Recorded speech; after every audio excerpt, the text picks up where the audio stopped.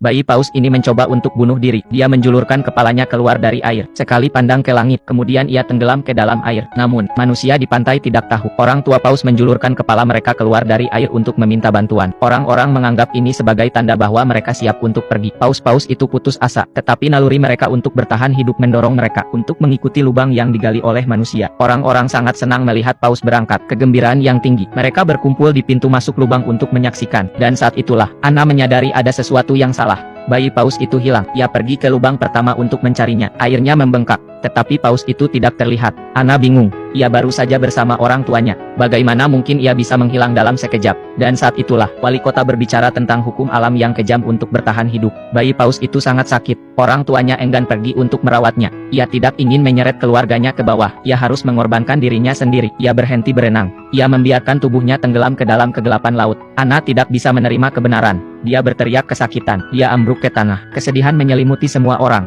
Tetapi penyelamatan terus berlanjut. Hawa dingin akan datang. Mereka harus segera mencapai perairan terbuka secepat mungkin. Kalau tidak, dua paus yang tersisa akan tenggelam juga. Wali kota telah memobilisasi semua warga. Semua orang menghentikan apa yang mereka lakukan.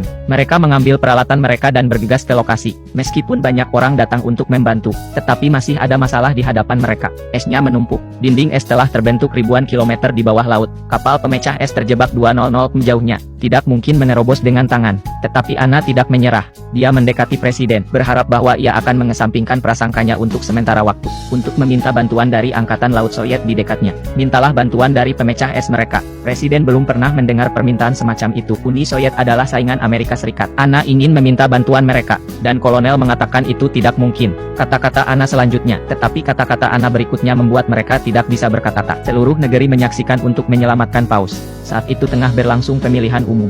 Jika presiden tidak setuju, ketika itu berakhir, Anna akan berbaris dan memprotes, dan itulah bagaimana dia akan dipilih. Presiden tidak menyangka Anna akan mengatakan itu. Ia tidak tahu apa yang harus dilakukan. Pada akhirnya, solusi Anna berhasil. Presiden ditekan, setuju untuk meminta bantuan Angkatan Laut Soviet. Ketika berita itu tersiar, media berita dunia meledak. Tidak ada yang bisa membayangkan, dua rial perang dingin, akan setuju untuk bekerja sama untuk menyelamatkan paus. Berita itu sampai ke tempat kejadian. Kerumunan orang terinspirasi. Semua orang penuh energi. Segera mereka menggali sampai ke kaki dinding es. 425 lubang di seluruh lautan beku. Itu adalah kerja keras, tetapi semua orang senang. Tiba-tiba, sirene berbunyi, menarik perhatian semua orang. Di kejauhan, kapal pemecah es Soviet datang dengan cepat. Anna tidak menyangka Soviet akan datang begitu cepat. Pikiran bahwa paus akan segera dapat melarikan diri. Hatinya akhirnya lega. Namun, suasana di atas kapal pemecah es sangat berat. Dinding es itu lebih besar dari yang diperkirakan kapten. Tidak akan mudah untuk mencapai pintu keluar. Kapten memberikan perintah untuk memperlambat laju. Dengan ragu-ragu, ia mengarahkan ke arah dinding.